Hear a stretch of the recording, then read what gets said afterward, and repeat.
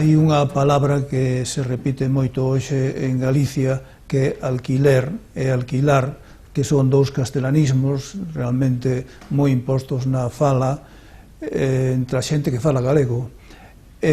Modernamente tamén hai xente que utiliza a forma aluguer, que é a forma portuguesa, que se colleu de Portugal os intelectuais, sobre todo.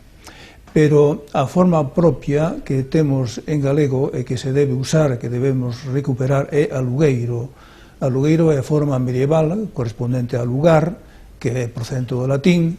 En principio era o que pagaba unha persoa cando ia a unha pousada, un día ou dous, pero despois pasou a ser o que paga unha persoa ou unha familia cando vai a unha casa e ten que pagar unha determinada cantidad de diñeiro por estar ali. Eso é o alugueiro. Por lo tanto, nós temos que recuperar esta forma que tamén é a portuguesa medieval e que tamén existiu no castelán medieval a correspondente aluguero. O que pasa é que despois entrou, tamén xa na época medieval, un arabismo que é alquiler, e iso fixo que por as interferencias do castelán pase o galego.